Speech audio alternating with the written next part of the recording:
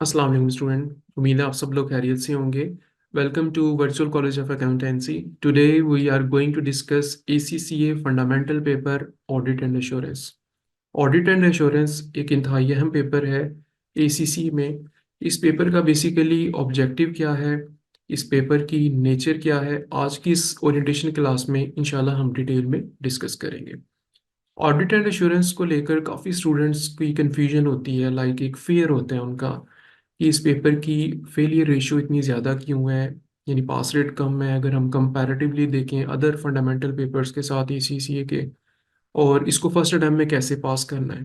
बाद स्टूडेंट्स तो ये सोचते हैं कि ये फर्स्ट अटेम्प्ट में पास नहीं होता, ये मुश्किल है, थोरेटिकल है, प्रैक्टिकल है, सब्जेक्टिव पेपर है, और वो ये समझते हैं कि शायद वो फर्स्ट अटेम्प्ट में इस पेपर को पास नहीं करेंगे, और एक अटेम्प्ट में उनको ये पता चलेगा कि ये पेपर बेसिकली आता कैसे है और इनकी एक प्रैक्टिस है, ये सेकंड या थर्ड अटेम्प्ट में पास होगा। तो इंशाल्लाह आज की इस ओरिएंटेशन क्लास में मैं आपको डिटेल में बताऊंगा इसकी फेलियर रीजंस क्या हैं और आपने कैसे इस पेपर को फर्स्ट अटेम्प्ट में पास करना है। हमारी ऑनलाइन क्लास अप्रोच क्या होगी वो मैं आपको डिटेल में बताऊंगा। मैं आपको ब्रीफ इंट्रोडक्शन दूंगा, बेसिकली ऑडिट एंड एश्योरेंस की डेफिनेशन क्या है, आज हम इसको समझेंगे। And very importantly, audit and assurance का सिलेबस क्या है, एग्जाम फॉर्मेट क्या है, ये इंशाल्लाह हम डिटेल में डिस्कस करेंगे। ऑडिट एंड एश्योरेंस बेसिकली एक सीक्वेंशियल पेपर है, लाइक अगर आप इसको सीक्वेंस के साथ पढ़ेंगे, लाइक पहले आपने फाइनेंशियल रिपोर्टिंग का पेपर पढ़ना है, उसके बाद आपने ऑडिट का पेपर पढ़ना है, उसके बाद अगेन ऑडिट। एक सीक्वेंशियल वर्क है। इंशाल्लाह आज के इस सिलेबस और एग्जाम फॉर्मेट में मैं आपको डिटेल में बताऊंगा, और मुझे उम्मीद है इंशाल्लाह कि आज की इस ओरिएंटेशन क्लास में आपका एक कॉन्फिडेंस इन्हेंस होगा ऑडिट एंड एश्योरेंस को लेकर। So let's start. First of all, the brief introduction about myself. My name is Abdur Rahman. Alhamdulillah, I am FCCA. इस वक्त मैं VCA virtual college of accountancy में लीड इंस्ट्रक्टर हूँ। अल्हम्दुलिल्लाह मेरा 10 ईयर एक्सपीरियंस है ऑडिट में और बिजनेस मैनेजमेंट में। ACCA को टीच करते हुए मुझे 8 साल हो गए हैं, और मेरे मेजर सब्जेक्ट हैं F1 BT, जो बेसिकली FD लेवल पे है, audit and assurance, SBL strategic business leader, and AAA advance audit and assurance. मैंने अल्हम्दुलिल्लाह 100+ स्टूडेंट्स को ऑडिट एंड एश्योरेंस पढ़ाया है, और अल्हम्दुलिल्लाह मेरा जो पास रेट है वो 80% है। हमारे बहुत सारे ऐसे बैचेस हैं जिन्होंने 100% रिजल्ट प्रोड्यूस किया है लाइव क्लासेस में सियालकोट में। लाइक एक हमारा बैच था 10 स्टूडेंट्स का, 10 आउट ऑफ 10 स्टूडेंट्स ने फर्स्ट टाइम ऑडिट पढ़ा और फर्स्ट टाइम पास किया। And recently 16 out of 16 student ने audit and assurance first time पढ़ा और फर्स्ट अटैम्प्ट में पास किया। तो आइए इंशाल्लाह मैं आपको डिटेल में बताऊंगा कि आपने इस पेपर को कैसे पास करना है फर्स्ट अटैम्प्ट में। सबसे पहले, ये पेपर लिंक्ड है फाइनेंशियल रिपोर्टिंग के साथ, FR, जो आप पेपर ऑलरेडी पढ़ चुके हैं। सबसे पहला बात तो ये है कि आपने फाइनेंशियल रिपोर्टिंग का जो सब्जेक्ट है वो या तो पढ़ लिया है या आप ऑडिट एंड एश्योरेंस के साथ पढ़ रहे हैं। जो पहली मिस्टेक स्टूडेंट्स करते हैं वो FR पेपर को स्किप करके like audit and assurance paper को आप करते हैं। लाइक ये एक थ्योरेटिकल पेपर है 100%, और वो F9 यानी फाइनेंशियल मैनेजमेंट के साथ, टैक्सेशन के साथ एक कॉम्बिनेशन बनाते हैं बेसिकली ऑडिट एंड अश्योरेंस का। तो पहली मिस्टेक ये है। देखिए ACCA में जो एग्ज़ाम की सीक्वेंस है वो बड़ी इंपॉर्टेंट है, और ACCA ने ये सीक्वेंस लाइक एक बड़ी रैशनली और सोच समझ के बनाई हुई है। सबसे पहले आप अकाउंटिंग पढ़ेंगे, यानी आप फाइनेंशियल रिपोर्टिंग पढ़ेंगे, क्योंकि बेसिकली ऑडिट ही फाइनेंशियल रिपोर्टिंग का है। आपने फाइनेंशियल स्टेटमेंट का ऑडिट करना है। तो जब तक आपको international accounting standards, international financial reporting standard का इल्म नहीं होगा, आपने लाइक फाइनेंशियल स्टेटमेंट प्रोड्यूस नहीं की होगी या आप नहीं जानते होंगे कैसे प्रोड्यूस करना है, तो आप ऑडिट कैसे परफॉर्म कर सकते हैं। तो फर्स्ट ऑफ ऑल आपने FR का जो पेपर है वो पढ़ना है। अगर आपने पढ़ा हुआ है और पास नहीं किया हुआ तो कोई बात नहीं, आप स्टिल AA जो है वो पढ़ सकते हैं, या आप इसको साथ पढ़ सकते हैं। एक अच्छा कॉम्बिनेशन है, एक लाइक न्यूमेरिकल पेपर है FR और एक लाइक थ्योरेटिकल पेपर है AA, ऑडिट एंड एश्योरेंस, तो आप इनको साथ भी पढ़ सकते हैं।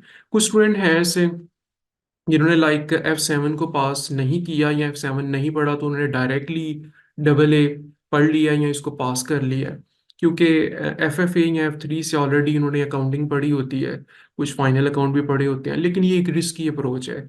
और वैसे भी हमारा जो ऑब्जेक्टिव है, not only to pass the paper, हमने इसको सीखना है, ये प्रैक्टिकल है, और इंशाल्लाह हमने बाद में इसको जाकर अप्लाई भी करना है।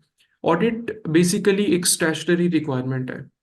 Every public and private company have to prepare annual financial statement, और एनुअल फाइनेंशियल स्टेटमेंट का ऑडिट करवाना ये एक स्टैट्यूटरी रिक्वायरमेंट है, लाइक हर कंट्री में होती है। और ऑडिट क्या है? बेसिकली वेरिफिकेशन करना उन्हीं फाइनेंशियल स्टेटमेंट को जो मैनेजमेंट ने प्रोड्यूस किए हैं, आपने यानी ऑडिटर ने, एक्सटर्नल ऑडिटर ने उसको वेरीफाई करना है।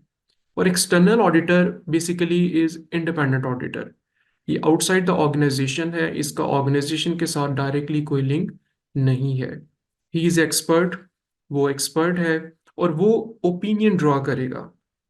लाइक फाइनेंशियल स्टेटमेंट को ऑडिट करने के बाद वो एक ओपिनियन ड्रॉ करेगा weather financial statement gives true and fair view और नॉट, यानी ये ठीक है या नहीं है, या कितनी ठीक है कितनी नहीं। तो बेसिकली एक स्टैट्यूटरी रिक्वायरमेंट है, और इंशाल्लाह आगे डिटेल में मैं आपको इस डेफिनेशन को एग्जांपल के साथ समझाऊंगा।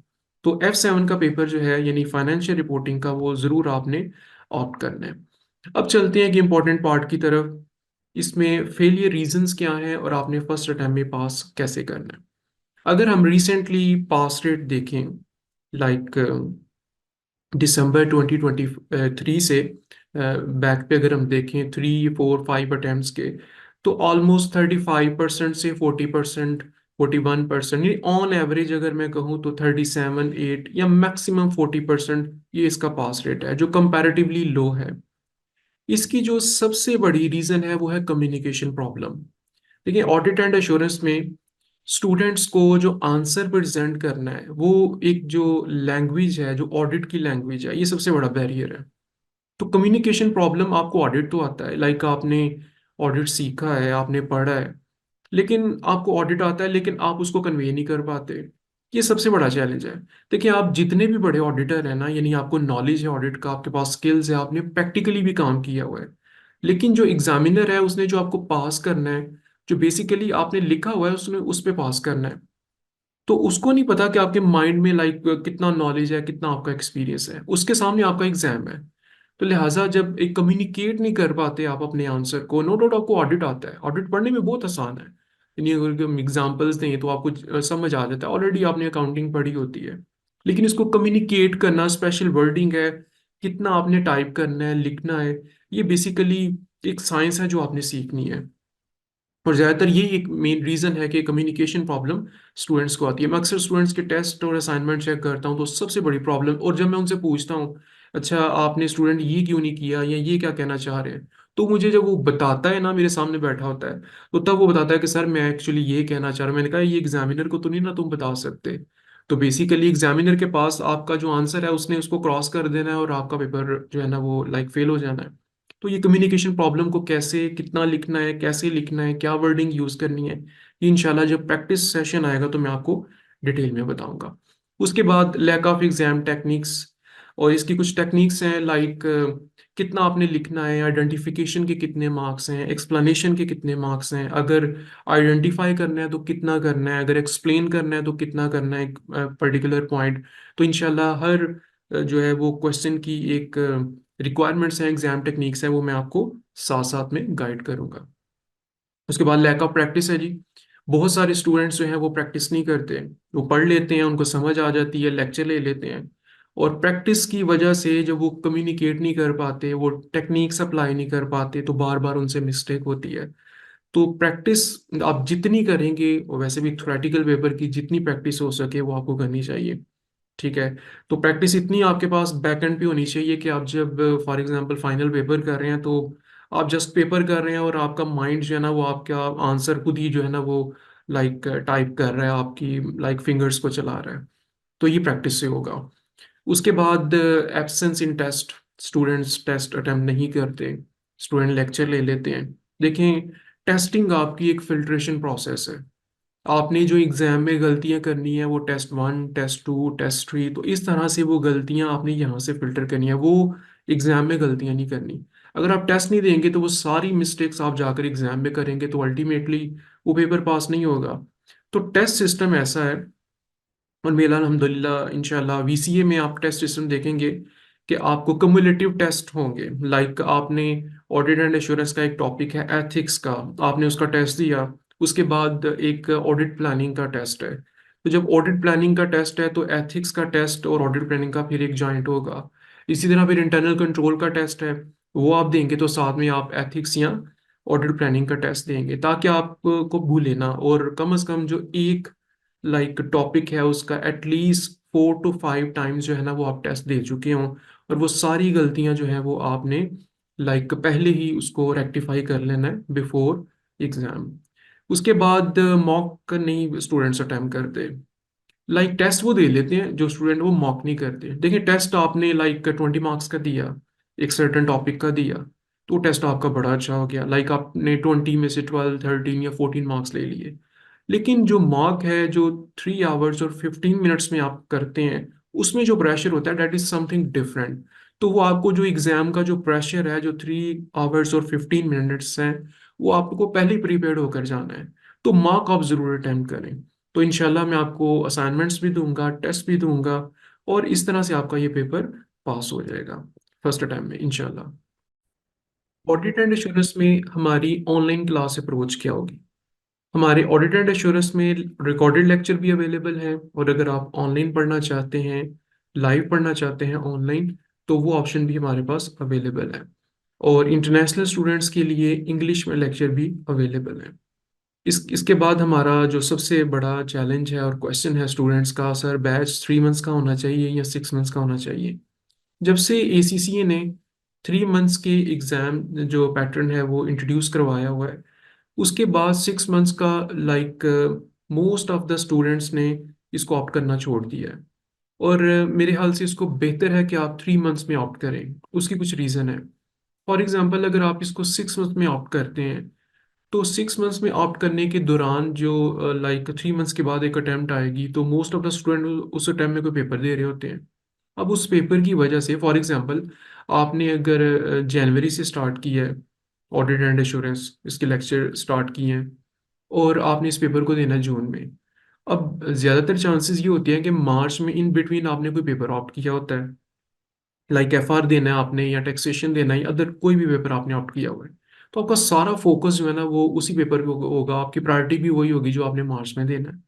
तो लिहाजा इसको आप फिर एग्जाम के बाद स्टार्ट करते हैं। तो इसीलिए ये ज़रूरी है कि आप इसको तब स्टार्ट करें जब एक्चुअली आपने पेपर देना है, यानी कि आप इसको मार्च के बाद ये स्टार्ट करें और जून टाइम करें इसके पेपर की। और सेकेंडली जब आपने इस पेपर को ऑप्ट करना है, तो उस दौरान जो एक रिजल्ट फैक्टर है वो भी आपने कंसिडर करना है। तो आपने अगर इस पेपर को ऑप्ट करना है, तो जब आपने इसको ऑप्ट करना है तब आपने इसको लाजमी अटेम्प्ट करना है। ऐसा नहीं कि अच्छा मैं पढ़ लेता हूँ, उसके बाद मेरा रिजल्ट आएगा, फिर मैं सोच लूंगा मैंने क्या करना है, ऑडिट एंड इंश्योरेंस को स्किप करना है या कोई दूसरा पेपर लेना लेना है। तो आपने क्या करना है, आपने ऑडिट एंड इंश्योरेंस बल्कि ईसीसी में कोई भी पेपर जो आप ऑप्ट करें, आप तभी पढ़ें जब आपने एक्चुअल पेपर देना है। और जो रिजल्ट कंसिडरेशन है उसको भी आप ज़रूर जहन में रखें।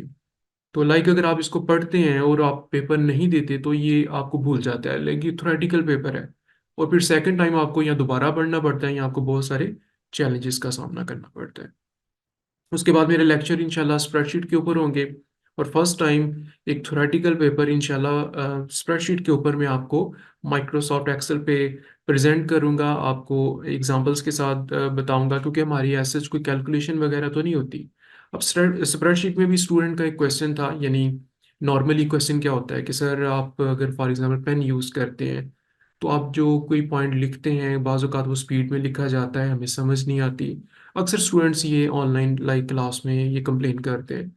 हम तो पूछ नहीं सकते, उस वक्त टीचर तो अवेलेबल नहीं होता। तो अगर वो कोई पॉइंट आपने मिस कर दिया या आपको समझ नहीं आई तो वो कंफ्यूज करता है।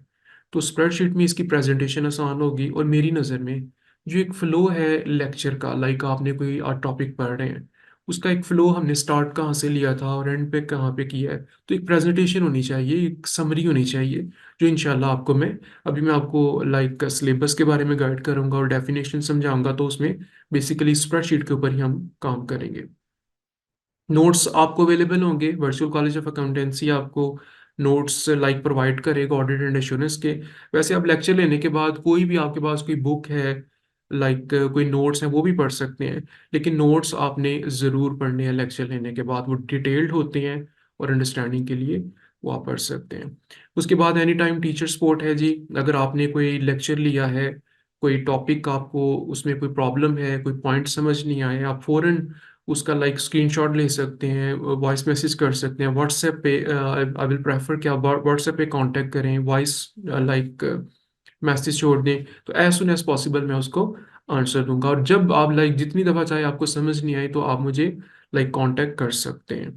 और इसमें एक प्लस पॉइंट ये है कि वर्चुअल कॉलेज ऑफ अकाउंटेंसी उन स्टूडेंट्स के लिए जो रिकॉर्डेड लेक्चर ले रहे हैं, अगर वो समझते हैं कि उनका एक लाइक पार्ट में कोई मसला है या उनके क्वेश्चंस बहुत ज़्यादा हैं, तो उनके लिए हम एक लाइक लाइव क्लास कंडक्ट करेंगे ऑनलाइन, ताकि आपके जो कंपाइल्ड इश्यूज हैं वो हम डिस्कस कर सकें। तो टीचर की जो सपोर्ट है, जो कि मैं समझता हूँ बहुत ज़रूरी है। ऐसा नहीं है कि लेक्चर्स हैं, आपके पास रिकॉर्डेड लेक्चर हैं, आप जाके रिकॉर्डेड लेक्चर लें और बस अब आपकी जिम्मेदारी है आगे आप जाकर पेपर दें। तो इंशाल्लाह इसमें वैसे तो हर सब्जेक्ट में सपोर्ट चाहिए होती है, तो ऑडिट एंड एश्योरेंस में क्योंकि ये एक लाइक सब्जेक्टिव पेपर है तो बड़ा ज़रूरी है। पास पेपर की प्रैक्टिस वो इंशाल्लाह मैं आपको करवाऊंगा। जितने पास पेपर गुजर चुके हैं, मैं आपको सबसे पहले एक टॉपिक पढ़ाऊंगा। उस टॉपिक को यानी पढ़ाने के बाद लाइक हमने एथिक्स का चैप्टर पढ़ा है, उसको पढ़ाने के बाद मैं एथिक्स से रिलेटेड आपको जो पास पेपर है वो करवाऊंगा, जिसमें मैं आपको एग्जाम टेक्निक्स बताऊंगा। कम्युनिकेशन जो मैं आपको कह रहा था, एक प्रॉब्लम है, कैसे आपने टाइप करना है, कितना लिखना है, आइडेंटिफाई कैसे करना है, एक्सप्लेन कैसे करना है, और कैसे रेलिमेंट लिखना है। तो इंशाल्लाह ये पास पेपर में आपको प्रैक्टिस करवाऊंगा। उसके बाद आपको असाइनमेंट्स दूंगा और फिर मैं आपके टेस्ट लूंगा, और उस टेस्ट में मैं लाइक एग्जामिन करूंगा कि आपके लाइक एरर्स क्या हैं और उसके ऊपर हम फर्दर क्या काम कर सकते हैं। तो टेस्ट भी होंगे और इंशाल्लाह एंड के ऊपर मार्क होगा। तो लाइक इस तरह से हमारी ऑनलाइन क्लास अप्रोच होगी। और ख़ास तौर पर इस ऑनलाइन क्लास अप्रोच के रिगार्डिंग आपका कोई भी क्वेश्चन हो तो वो मुझसे आप बाद में पूछ सकते हैं। उसके बाद very importantly introduction to audit and assurance and syllabus and exam format. अभी तक तो हमारी डिस्कशन जनरल थी अबाउट ऑडिट एंड एश्योरेंस। सबसे इम्पॉर्टेंट टॉपिक और सबसे इम्पॉर्टेंट पार्ट अब हम स्टार्ट करने लगे हैं। तो इसको स्टार्ट करने से पहले मैं थोड़ा सा आपको बताना चाहूँगा कि मोस्ट ऑफ द स्टूडेंट्स जो वो कहते हैं कि हम ऑनलाइन क्लास लें तो हमारा एक इंटरेस्ट डेवलप नहीं होता। लेकिन ये तो एक नेचुरल बात है ना, कि आपके सामने टीचर नहीं है, लाइक अगर है भी तो वो लाइक रिकॉर्डेड लेक्चर है। तो it's like one way communication, कि आप टीचर को सुन रहे हैं, आप उससे कुछ पूछ नहीं सकते, उसको कुछ बता नहीं सकते, एक्सप्रेस नहीं कर सकते। तो ये एक चैलेंज होता है। लेकिन हमने इंशाल्लाह वर्चुअल कॉलेज ऑफ अकाउंटेंसी ने जितने भी हमारे सब्जेक्ट हैं उनके जो लेक्चर्स हैं वो इस तरह से डेवलप किए हैं कि उसमें इंटरेस्ट क्रिएट किया जाए एग्जांपल्स के साथ। ये डिपेंड पेपर नेचर की, तो हर टीचर ने अपने रेलिवेंटली उसको लाइक प्रेजेंट किया है। बट स्टिल आपके लाइक अगर मैं एक स्टूडेंट होता तो मैं कैसे ऑनलाइन क्लास पढ़ता, मैं आपको अपना एक्सपीरियंस शेयर करता हूँ, यानी कैसे इंटरेस्ट क्रिएट करना करना मैंने।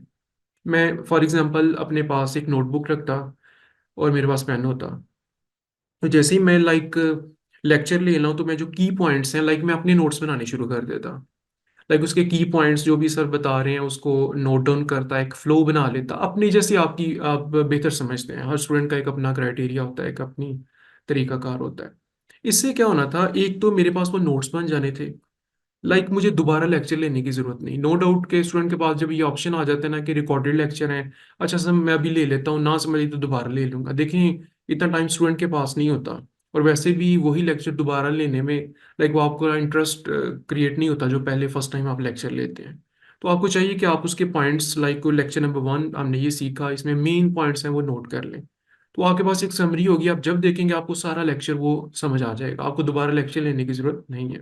दूसरा एक फायदा ये होता है, हमेशा मैं ये कहता हूँ कि आप जो चीज को लिखते हैं ना अपने हाथ से, ये स्क्रीनशॉट लेना, ये पिक्चर्स लेना, मैं लाइक इसको कभी अप्रिशिएट नहीं करता।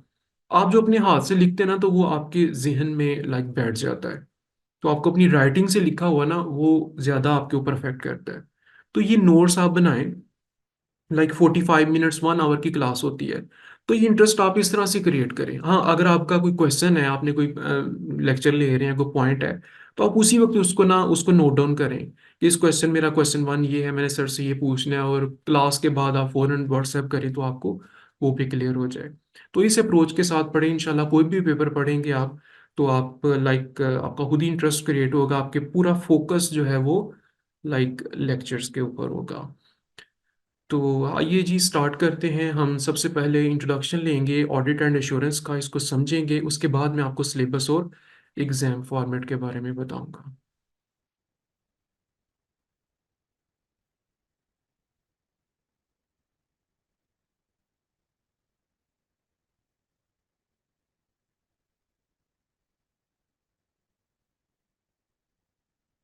जी, तो ऑडिट एंड एश्योरेंस को समझने के लिए सबसे पहले मैंने एक एग्जांपल क्रिएट की है। बेसिकली ये फाइनेंशियल स्टेटमेंट है, एक एक्स वाई जी कंपनी है। 1 जनवरी 2023 से लेकर 31 दिसंबर तक इनकी फाइनेंशियल स्टेटमेंट जो है वो लाइक प्रिपेयर्ड हो चुके हैं। अभी लाइक ये मार्च का मंथ चल रहा है, तो आपने इसका ऑडिट स्टार्ट करना है। कंपैरेटिव फाइनेंशियल स्टेटमेंट है, आपको लाइक एक्चुअल डेटा दिया गया है 2022 का, और ड्राफ्ट डेटा है 2023 का, जिसका आप ऑडिट करने जा रहे हैं। फाइनेंशियल स्टेटमेंट में आपके पास इस वक्त दो कंपोनेंट्स हैं, प्रॉफिट एंड लॉस अकाउंट है और स्टेटमेंट ऑफ फाइनेंशियल पोजीशन है। और कुछ आपको ये फिगर्स लाइक जो डमी मैंने क्रिएट की हैं मिलियंस रुपीस में नज़र आ रही हैं। लाइक रेवेन्यू है जी जो लास्ट ईयर से इंक्रीज किया है, उसके बाद एक्सपेंसेस हैं, सेलिंग कॉस्ट है, फाइनेंस कॉस्ट है, तो 225 मिलियन रुपीस का प्रॉफिट जो है वो लाइक इस फाइनेंशियल स्टेटमेंट में आपको नज़र आ रहा है बिफोर टैक्स है ये। लास्ट ईयर 103 का देख हो सकता है जी, लाइक इनका रेवेन्यू बढ़ा हो, इन्होंने कॉस्ट कंट्रोल की हो, तो देर आर सेवरल रीजंस। उसके बाद आप एक्स वाई जी की एक प्रीसाइसी स्टेटमेंट ऑफ फाइनेंशियल पोजीशन दे सकते हैं। आपके जो एसेट्स हैं वो बढ़े हैं, लाइक आपका कैपिटल बढ़ा है, आपके रिजर्व्स बढ़े हैं, तो 560 मिलियन से आपकी जो लाइक एसेट्स हैं वो इंक्रीज करके 800 मिलियन पे चले गए। अब हम लोग जानते हैं कि these financial statement has been prepared by management, यानी कंपनी में like board of director is responsible to prepare financial statement. अब फाइनेंशियल स्टेटमेंट जो बनाई जाती है वो डिफरेंट लाइक स्टेक होल्डर्स के लिए बनाई जाती है। तो आइए जरा हम इसको भी डिस्कस कर लेते हैं। स्टेक होल्डर्स, स्टेक होल्डर जैसे आप लोग जानते हैं कि कंपनी के कुछ इंटरनल स्टेक होल्डर होते हैं, कनेक्टेड स्टेक होल्डर होते हैं, तो उनके लिए ये फाइनेंशियल स्टेटमेंट बनाई जाती है। अगर हम बात करें लाइक सबसे पहले शेयर होल्डर्स की, share holders they are owner of the business. तो बेसिकली वो बिजनेस के ऑनर हैं, तो वो जानना चाहते हैं कि उनका कितना प्रॉफिट है, क्या लॉस है, या एसेट्स कितने हैं, उनकी फाइनेंशियल परफॉर्मेंस और पोजीशन क्या है। इस तरह बैंक है जी, बैंक आपका स्टेक होल्डर है। अगर बैंक ने आपको स्पेशली लोन दिया हुआ है तो बैंक ये जानना चाहता है कि आपकी लिक्विडिटी परफॉर्मेंस क्या है, पोजीशन क्या है, आपकी प्रॉफिटेबिलिटी क्या है, क्या आप इंटरेस्ट रेट कवर कर सकते हैं, कोई गोइंग कंसर्न प्रॉब्लम तो नहीं है। इसके अलावा जी हमारा सप्लायर, तो सेम एज बैंक वो भी रिक्वायर्ड करता है कि वो आपकी एनुअल फाइनेंशियल स्टेटमेंट को देखे, और उस बेस के ऊपर वो जो आपको फाइनेंसिंग बेसिकली प्रोवाइड कर रहा है, आपको जो क्रेडिट के ऊपर मटेरियल सप्लाई कर रहा है।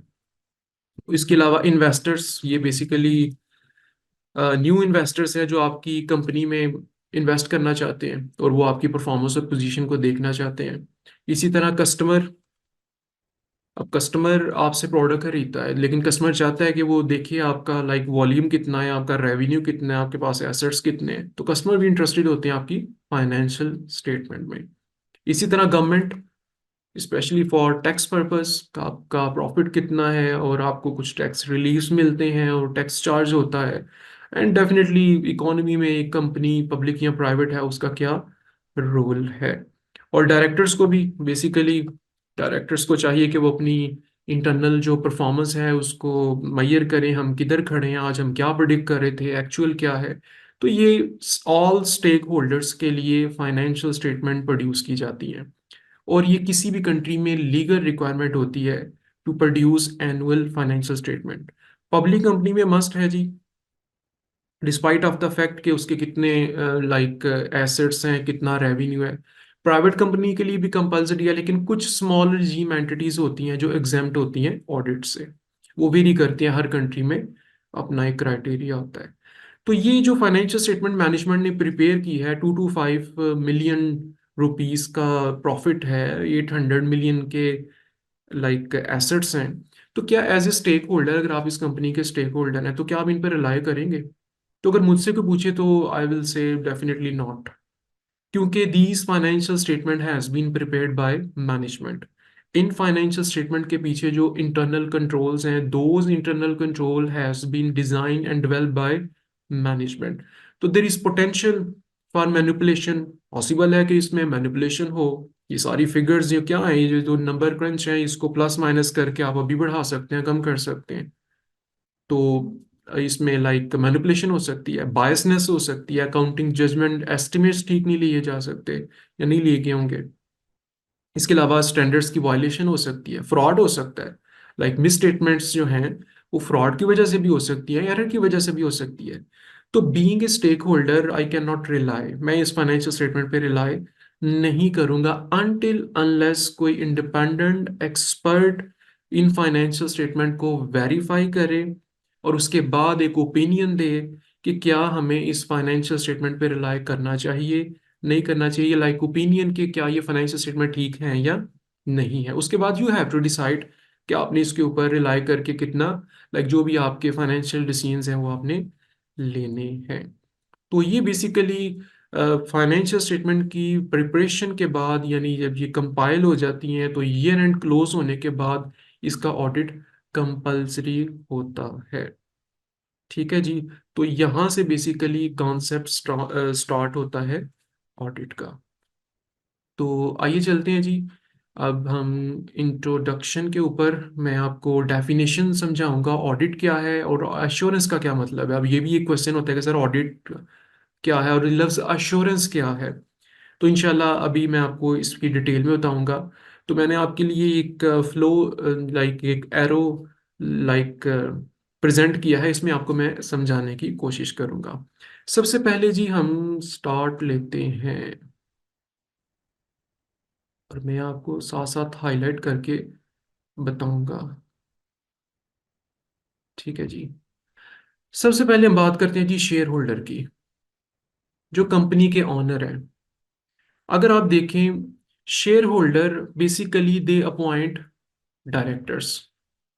शेयर होल्डर हैं वो डायरेक्टर को अपॉइंट करते हैं।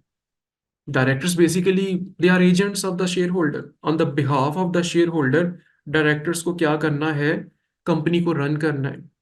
डायरेक्टर्स की रिस्पॉन्सिबिलिटी है, लाइक फाइनेंशियल रिस्पॉन्सिबिलिटी है, कंपनी के रेवेन्यू को बढ़ाए, कंपनी की लिक्विडिटी परफॉर्मेंस को बेहतर करे, कंपनी की कॉस्ट को रिड्यूस करे, प्रॉफिट जनरेट करे, वेल्थ मैक्सिमाइज करे। इसके अलावा डायरेक्टर की रिस्पॉन्सिबिलिटी ऑपरेशनल लाइक मैनेजमेंट है, कि बिजनेस की जो इंटरनल ऑपरेशंस हैं उसको मैनेज करें, लाइक स्ट्रक्चर, प्रोसेसेस, डिपार्टमेंट्स वगैरह वगैरह। इसके अलावा डायरेक्टर्स की कंप्लाइंस रिस्पॉन्सिबिलिटी है, कि लॉज एंड रेगुलेशंस जो हैं वो डायरेक्टर फॉलो करें, जो भी इंडस्ट्री लॉ है वगैरह वगैरह या कोई स्पेसिफिक लॉज हैं उनको फॉलो किया जाए। अब डायरेक्टर की जो लाइक फाइनेंशियल रिस्पॉन्सिबिलिटी में जो प्राइम रिस्पॉन्सिबिलिटी है वो है to prepare annual financial statement. तो ये एक लीगल रिक्वायरमेंट भी है कि एक पब्लिक और प्राइवेट कंपनी ने अपनी फाइनेंशियल स्टेटमेंट प्रिपेयर करनी है। तो अभी ज़रा आप यहाँ पे देखिएगा, ये जो फाइनेंशियल स्टेटमेंट है ये डायरेक्टर ने प्रोड्यूस करनी है, but by following international accounting standard and international financial reporting standard। अब वो वक्त नहीं है, अब वो जमाना नहीं है कि जो मैनेजमेंट है वो अपनी मर्जी से फाइनेंशियल स्टेटमेंट प्रोड्यूस कर ले। तो लाइक फाइनेंशियल स्टेटमेंट प्रोड्यूस करेंगे डायरेक्टर, स्पेशली फाइनेंस डायरेक्टर या सीएफओ का बड़ा अहम रोल होता है, जो भी असाइन किया हुआ है बोर्ड ऑफ डायरेक्टर ने जिसको। तो उन्हें फाइनेंशियल स्टेटमेंट प्रोड्यूस करनी है, उसके जो 5 कंपोनेंट्स हैं, but like by applying accounting and financial reporting standard, यानी वो अपनी मर्जी से नहीं कर सकते। लाइक आपको पता है कि IS 16 property plant equipment required करता है कि आप जो एसेट है आपका, लाइक नॉन करंट एसेट है, उसको या आप तो कॉस्ट के ऊपर रिकॉर्ड करें, या आप उसको फेयर वैल्यू के ऊपर या मार्केट वैल्यू के ऊपर रिकॉर्ड कर लें, तीसरी कोई ऑप्शन नहीं है। अब कॉस्ट के ऊपर रिकॉर्ड करने का भी क्राइटेरिया आपको IS 16 बताता है, और फेयर वैल्यू कैसी होनी चाहिए इस पे भी इंटरनेशनल लाइक रिपोर्टिंग स्टैंडर्ड आपको बताता है, फेयर वैल्यू का भी जो स्टैंडर्ड है। ठीक है जी। तो लिहाजा ये आप अपनी मर्जी से नहीं कर सकते। तो इसी तरह से आपने फाइनेंशियल स्टेटमेंट में प्रिपेयर करनी है, प्रोड्यूस करनी है annual using international accounting and financial reporting standard. वैसे तो हर कंट्री में अपने लॉज एंड रेगुलेशंस होते हैं, लाइक यूके में अपनी फाइनेंशियल रिपोर्टिंग अकाउंटिंग स्टैंडर्ड्स हैं, लेकिन पाकिस्तान में हम इंटरनेशनल अकाउंटिंग स्टैंडर्ड्स फॉलो करते हैं। यानी आपने फाइनेंशियल स्टेटमेंट प्रोड्यूस करनी है यूजिंग एप्लीकेबल अकाउंटिंग फ्रेमवर्क, यानी कोई भी अकाउंटिंग प्रिंसिपल्स हैं जो फ्रेमवर्क है उसको आप यूज करें। तो in Pakistan we follow international accounting standards. अब नेक्स्ट क्वेश्चन ये है कि ये इंटरनेशनल अकाउंटिंग या रिपोर्टिंग स्टैंडर्ड कहाँ से आते हैं। ये बेसिकली IASB है जो इसको प्रोड्यूस करता है। अभी IASB क्या है? IASB basically international accounting standard board है। ये एक बोर्ड है, इसका एक प्रॉपर क्राइटेरिया है, एक प्रोसेस है कि ये अकाउंटिंग स्टैंडर्ड को लाइक बनाता है, इम्प्लीमेंट करता है। लाइक इसका एक प्रोसेस है। अब ये IASB एक जो बोर्ड है, इट्स लाइक अ कमेटी। ये बेसिकली आईफैक का पार्ट है। और आईफैक आप जानते हैं, इंटरनेशनल फेडरेशन ऑफ अकाउंटेंट्स। ये अभी न्यूयॉर्क में वाक़ है। 1977 में इंटरनेशनल फेडरेशन ऑफ अकाउंटेंट्स ये इस्टेब्लिश हुआ था। बेसिकली जब ग्लोबलाइजेशन हुई, जब कंपनीज ने like beyond the border, beyond the जुडिक्शन expand किया, इंटरनेशनल लाइक एक्सपैंड किया, मल्टीनेशनल कंपनी बनी, तो उन्हें एक लाइक अकाउंटेंट्स के लिए एक यूनिक रिपोर्टिंग चाहिए थी, स्टैंडर्ड्स चाहिए थे। तो आईफैक फेडरेशन ऑफ अकाउंटेंट एक बनाया गया। और इस वक्त 180 जो लाइक डिफरेंट बॉडीज हैं अकाउंटेंसी की, वो आईफैक की मेंबर हैं। ठीक है जी। तो आईफैक का एक बोर्ड है जो अकाउंटिंग स्टैंडर्ड बनाता है, international accounting standard and financial reporting standard. और आपकी कंपनी के जो बोर्ड ऑफ डायरेक्टर हैं उसी स्टैंडर्ड्स को फॉलो करते हुए फाइनेंशियल स्टेटमेंट प्रिपेयर करते हैं। ठीक है जी। अब शेयर होल्डर अपॉइंट करते हैं डायरेक्टर्स को और वो बनाते हैं फाइनेंशियल स्टेटमेंट। अब शेयर होल्डर ही अपॉइंट करेंगे एक्सटर्नल ऑडिटर को। ठीक है जी। जब फाइनेंशियल स्टेटमेंट, इस set of financial statement prepare हो जाएगा, उसके बाद शेयर होल्डर अपने वोटिंग राइट से एक्सटर्नल ऑडिटर को अपॉइंट करते हैं। बेसिकली एक्सटर्नल ऑडिटर इंडिपेंडेंट है, यानी नाम से ही जाना जाता है, एक्सटर्नल है, एक्सपर्ट है। इसके ऊपर लेटर ऑन हम बात करेंगे इसकी क्या एक्सपर्टीज है। बेसिकली जो ऑडिट रिपोर्ट साइन करता है एक्सटर्नल ऑडिट, वो चार्टर्ड अकाउंटेंट होता है। ठीक है जी। ही और she must be chartered accountant. External auditor basically क्या करता है, वो इन्हीं फाइनेंशियल स्टेटमेंट का ऑडिट करता है, यानी इनको वेरीफाई करता है। ठीक है जी। एक कॉन्ट्रैक्ट साइन किया जाता है कंपनी और एक्सटर्नल ऑडिटर के दरमियान, और ये जो ऑडिटर है इन फाइनेंशियल स्टेटमेंट को प्रोसीजर्स लगाकर वेरीफाई करेगा, ये चेक करेगा। मैं यहाँ पे एक आपको मिसाल देता हूँ। आपने कोई गाड़ी लेनी हो ना, तो आपको गाड़ी तो पसंद है, आपके पास पैसे भी हैं, लेकिन आपको ये पता नहीं है कि ये गाड़ी ठीक है नहीं है, क्योंकि जो बेचने वाला है तो वो तो बड़ी क्वालिटीज बता रहा है और बड़ा कुछ क्लेम कर रहा है। तो लिहाजा आप क्या करते हैं, आप एक एक्सपर्ट के पास जाते हैं, कोई आपका जानने वाला है या किसी भी मैकेनिक के पास, या कोई भी एक्सपर्ट है, उसको कहते हैं कि मैंने एक गाड़ी परचेज करनी है। आप ऐसे करो, आप मुझे इस गाड़ी के बारे में कुछ बताओ, ये ठीक है नहीं है, क्या इसकी वैल्यू ठीक है, वगैरह वगैरह। तो मैं फिर डिसाइड करूंगा कि मैंने ये गाड़ी लेनी है कि नहीं। तो बेसिकली वो एक्सपर्ट के आके देखता है, उसका इंजन देखेगा, उसके पार्ट्स देखेगा, उसको चलाएगा, ड्राइव करेगा, उसकी बॉडी देखेगा, और वो आपको बताएगा कि इसकी क्या लाइक पोजीशन है, और आपको इसको कितने में परचेज कर लेना चाहिए, या जो बातें वो क्लेम कर रहा है सेलर वो ठीक है या नहीं है। तो एक जब एक्सपर्ट आपको एक ओपिनियन देता है तो फिर आपका डिसीजन आसान हो जाता है।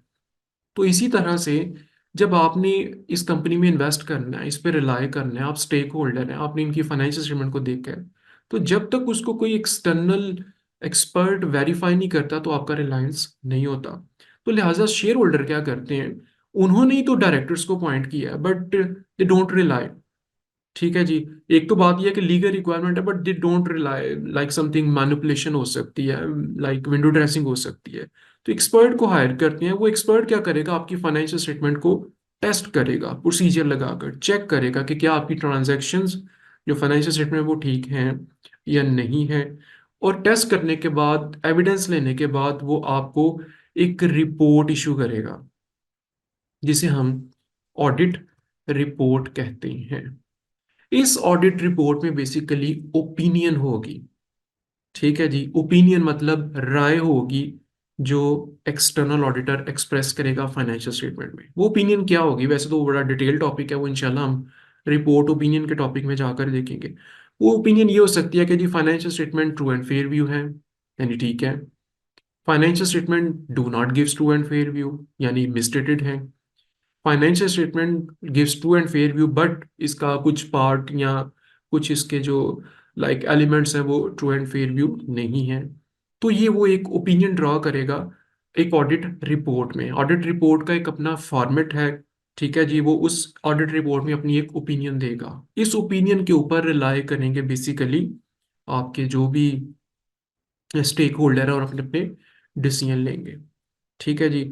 तो अब ऑडिट क्या है? Verification of accounting transaction bye independent expert auditor, जिसे हम एक्सटर्नल ऑडिटर भी कहते हैं। तो ऑडिट बेसिकली इसका अगर लिटरली मतलब समझे तो वेरिफिकेशन है, किसी चीज को चेक करना क्या वो ठीक है या नहीं है, एक प्रोसेस है, इसे हम ऑडिट कहते हैं। ठीक है जी। अब अश्योरेंस क्या है? अश्योरेंस बेसिकली वो पॉजिटिव डेक्लरेशन है, वो ओपिनियन है जो ऑडिटर ने वेरीफाई करने के बाद ओपिनियन ड्रॉ की है।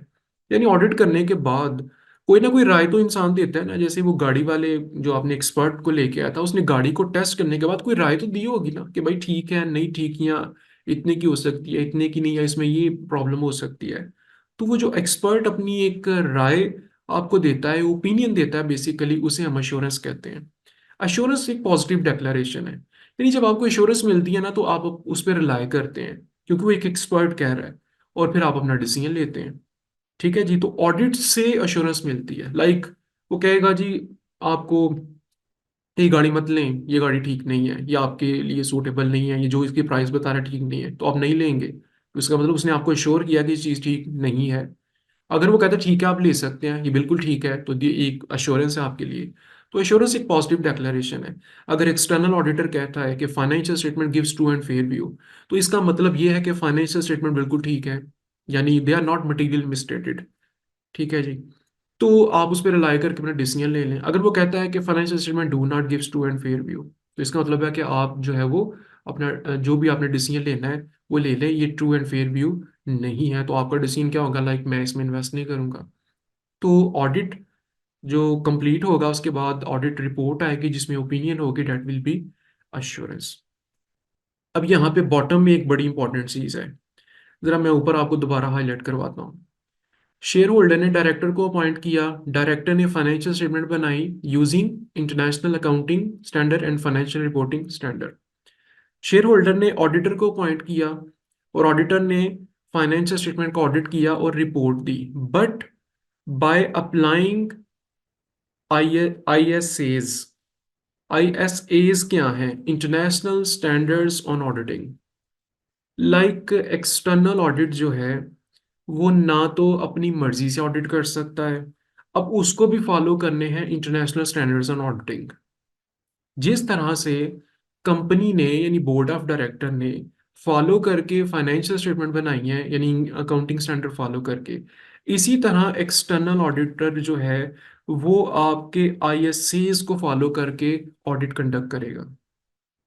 अब ये इंटरनेशनल स्टैंडर्ड्स ऑन ऑडिटिंग कहाँ से आते हैं? ये बेसिकली आते हैं IAASB, international audit and assurance standard board.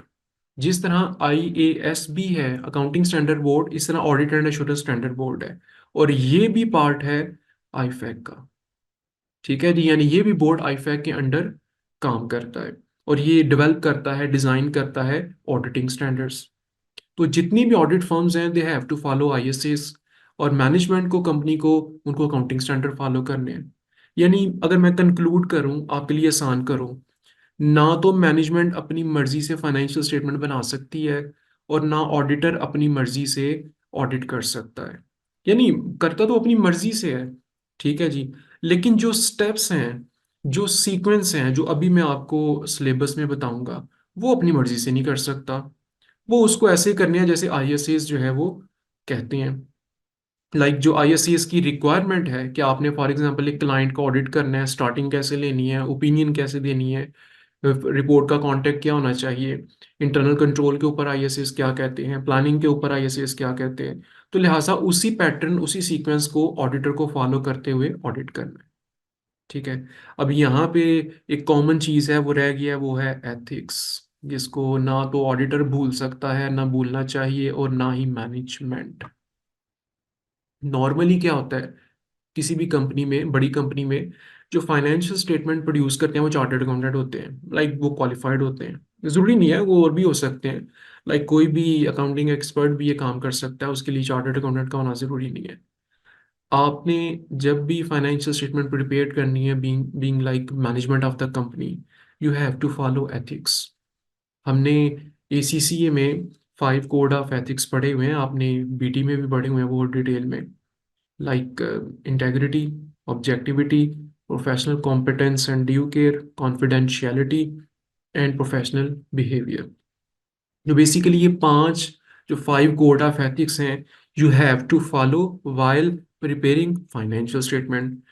और अगेन, ये जो एथिक्स हैं, auditor have to follow, auditor को फॉलो करने हैं ऑडिट कंडक्ट करने के लिए, और मैनेजमेंट को फॉलो करने हैं फाइनेंशियल स्टेटमेंट प्रिपेयर करने के लिए। और ये जो 5 कोड ऑफ एथिक्स हैं, ये भी आईफैक से आए हैं।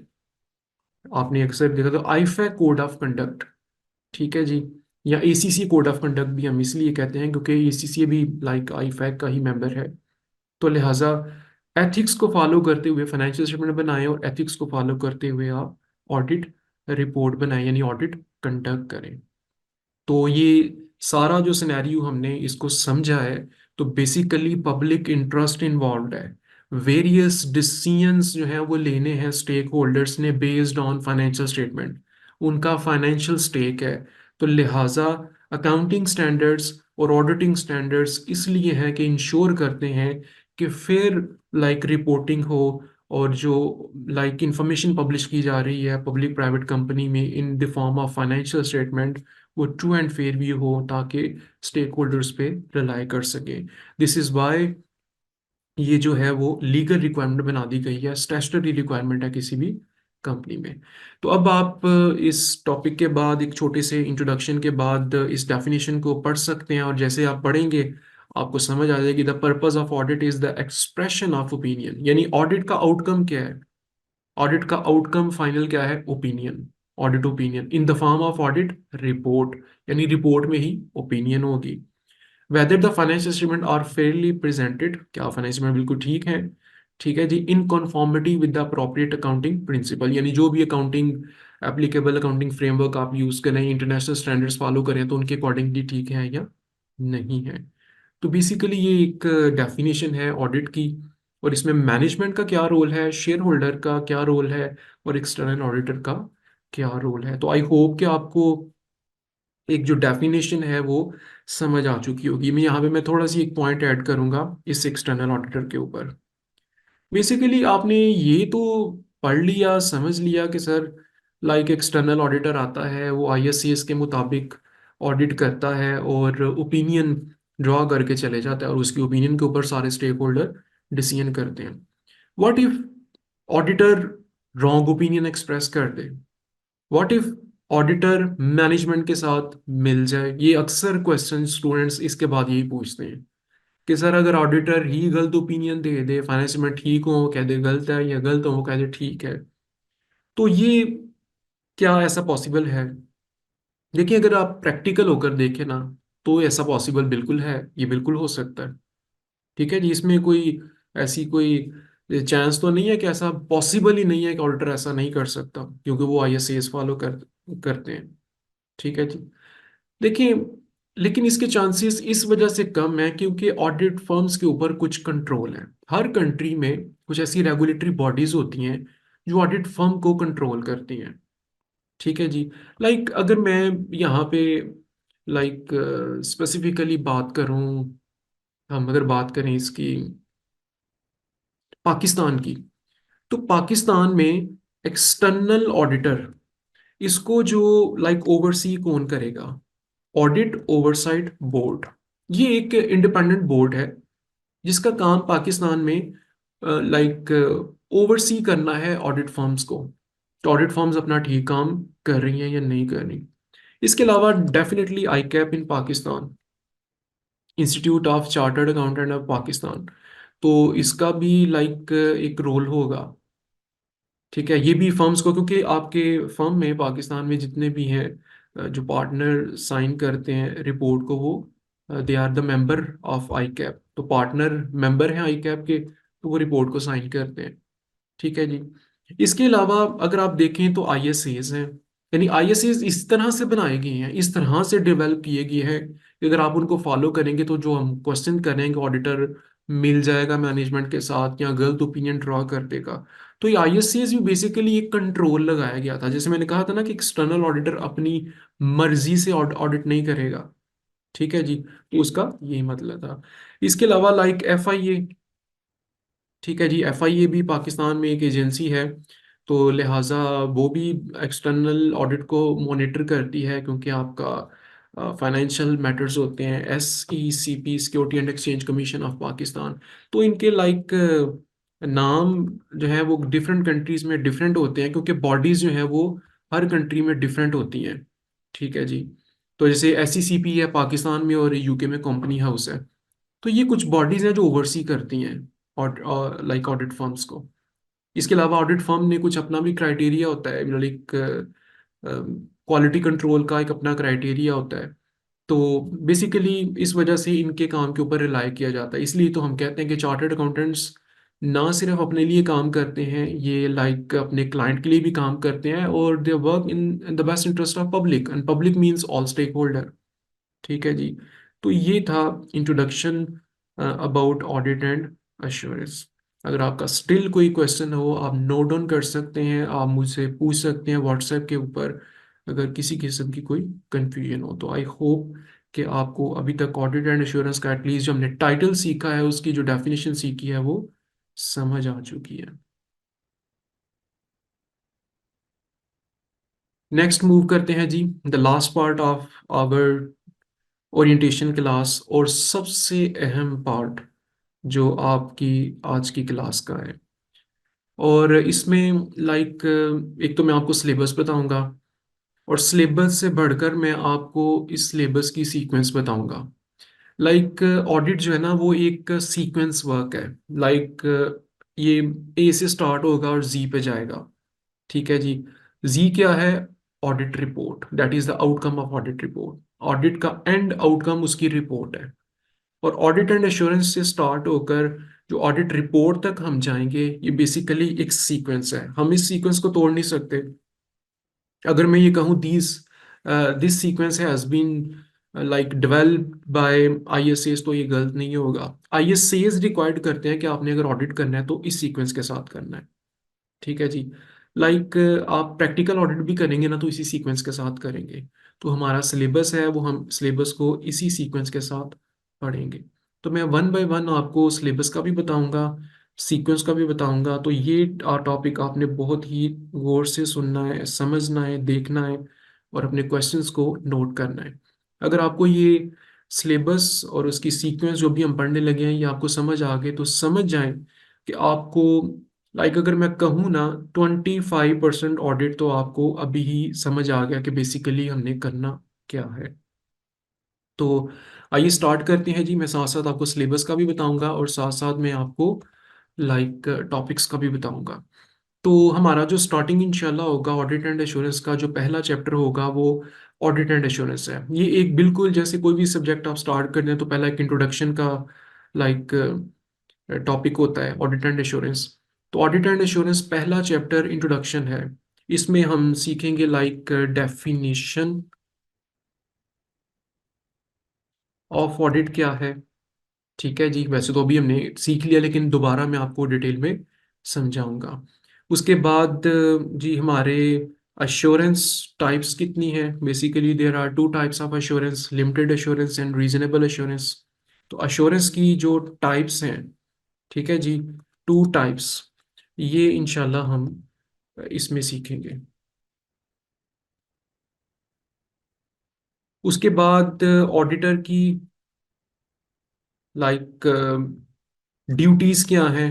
सबसे बड़ी ड्यूटी तो ये है कि वो ऑडिट परफॉर्म करे, ओपिनियन ड्रॉ करे, आईएसएस फॉलो करे, प्रोफेशनल स्केप्टिसिज्म को मेंटेन करे।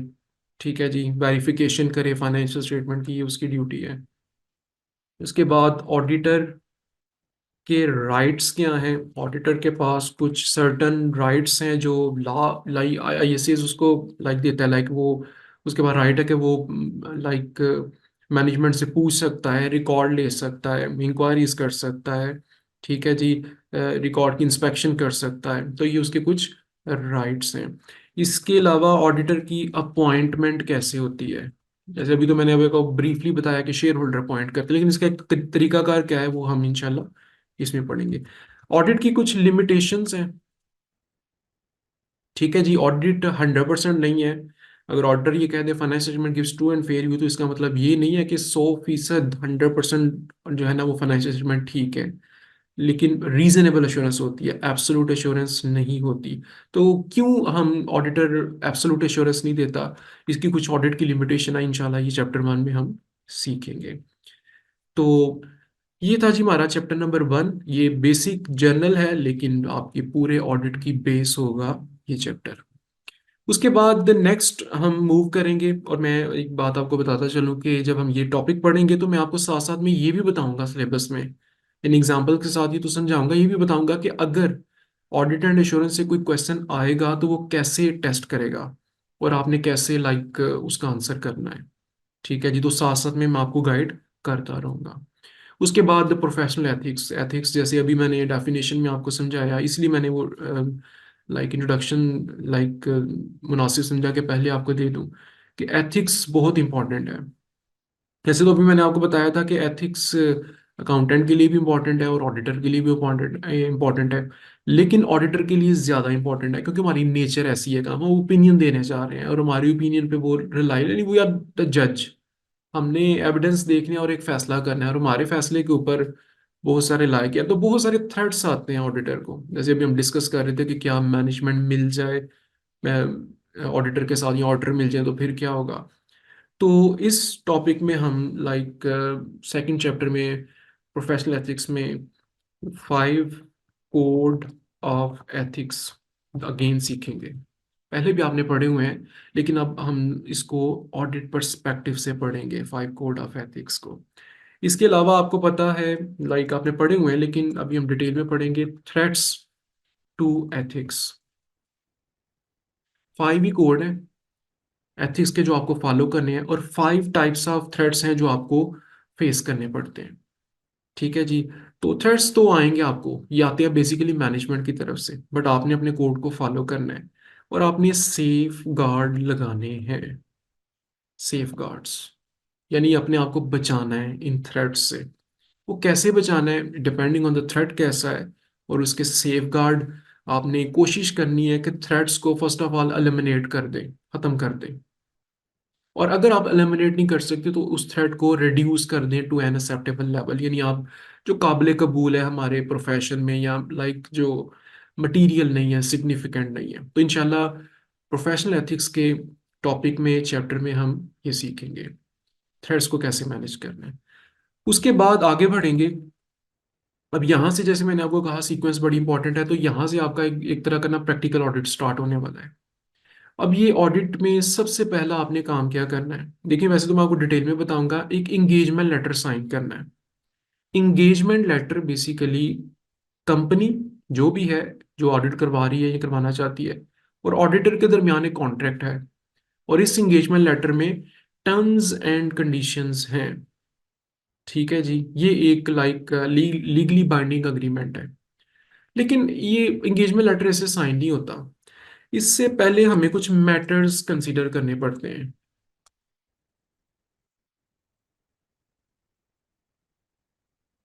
कुछ मैटर कंसीडर करने हैं before signing the engagement letter. ये कोई ऐसा कमर्शियल अग्रीमेंट नहीं है कि ठीक है जी बस बैठे बातचीत की, जुबानी कलामी इसको लाइक रिटन डाउन किया, साइन स्टैम्प किया तो काम स्टार्ट कर दिया। हमें कुछ सर्टेन मैटर्स हैं, फर्म को वो मैटर कंसीडर करने हैं, लाइक कि क्लाइंट कैसा है, लाइक इनकी हिस्ट्री क्या है, लाइक हमारे पास रिसोर्सेज हैं या नहीं है, पहले ऑडिटर कौन था, तो ये मैटर हमने कंसिडर करने हैं। फिर उसके बाद प्री कंडीशंस ऑफ ऑडिट हमने इंश्योर करनी है। ऑडिट स्टार्ट होने से पहले कुछ प्री कंडीशन है जिनका होना लाजमी है, उसके बगैर तो ऑडिट हो नहीं सकता। मैं एक मिसाल देता हूँ। सबसे पहली प्री कंडीशन तो यह है कि financial statement has been prepared. क्या वो वाकई प्रिपेयर्ड हो गए हैं, या फाइनेंशियल स्टेटमेंट प्रिपेयर्ड ही नहीं हुई तो फिर तो लाइक ऑडिट कर ही नहीं सकते। ठीक है जी। तो ये प्री कंडीशन मीट हो गई हैं, मैटर कंसिडर हो गए हैं, उसके बाद आप इंगेजमेंट लेटर साइन कर सकते हैं। तो इंगेजमेंट लेटर में बेसिकली हम देखेंगे कि जो टर्म्स एंड कंडीशंस हैं वो बेसिकली हम राइट डाउन कर लेंगे। ऑडिटर की लायबिलिटी, ऑडिटर का स्कोप, ऑडिटर का लाइक ऑडिट का ऑब्जेक्टिव क्या है, फी क्या है, बेसिस ऑफ फी क्या है, फी की पेमेंट्स वगैरह। ठीक है जी। तो ये रिस्पॉन्सिबिलिटी ऑफ मैनेजमेंट क्या है। तो जितने भी टर्म्स एंड कंडीशंस जो पॉइंट्स हैं वो नोट डाउन करके इसे हम यानी फर्म और जो आपका क्लाइंट है साइन स्टैम्प करेंगे तो आपके दरमियान एक लीगल अग्रीमेंट हो जाएगा। तो चैप्टर नंबर 3 हमारा इंगेजमेंट लेटर के ऊपर होगा। तो अभी अगर आप गौर करें तो हम audit and assurance chapter 1 complete कर चुके हैं, लाइक वो पढ़ चुके हैं, एथिक्स पढ़ चुके हैं, और हमने एक इंगेजमेंट लेटर साइन कर लिया है किसी कंपनी के साथ। उसके फौरन बाद जो हमारा चैप्टर होगा और हमारा स्टेप होगा, प्रोसेस होगा, वो है ऑडिट प्लानिंग। ऑडिट प्लानिंग सबसे इंपॉर्टेंट पार्ट है ऑडिट का। लाइक प्लानिंग तो किसी काम के लिए भी बड़ी इंपॉर्टेंट होती है, लेकिन ऑडिट में प्लानिंग की कुछ खास ही अहमियत है, उसकी कुछ रीजंस हैं। Like first of all, you have limited time. आपके पास टाइम बहुत कम है। देखिए नॉर्मली एक ऑडिट कितने पीरियड में होता है, लाइक 1 मंथ में। मैं बड़ी कंपनी की मिसाल दे रहा हूँ, बट लाइक छोटी कंपनी में, लाइक प्राइवेट कंपनी में से तो ये वेरी करता है, लाइक ऑर्गेनाइजेशन साइज पे, कॉम्प्लेक्सिटी पे। फर्स्ट ईयर ऑडिट है सॉरी, या आप लाइक 3-4 ईयर से ऑडिटर हैं। तो ये डिपेंड करता है, like 10 days, 15 days, 20 days, 1 month. तो हमारे पास टाइम बहुत शॉर्ट है, लिमिटेड टाइम है, ये पहली कॉन्स्ट्रेन है हमारी। तो अगर हम प्लान करके नहीं चलेंगे तो there will be a risk कि हम अगर गलत ओपिनियन ना दे बैठे, और हमें पता है कि उसके कॉन्सिक्वेंसेस क्या हो सकते हैं। तो ये एक मेन रीज़न है। सेकंड, ऑडिट प्लानिंग की एक इसी वजह से भी अहमियत है कि ये हम we also work in the best interest of public. हमने पब्लिक इंटरेस्ट, हमें ऐसी ओपिनियन, ठीक है जो ओपिनियन आप दे दें, आप नहीं दे सकते। आपने अप्रोप्रिएट ओपिनियन ड्रॉ करनी है, उसके लिए प्लानिंग बहुत इंपॉर्टेंट है। तो प्लानिंग में हम क्या पढ़ेंगे जी, सबसे पहले understand the client.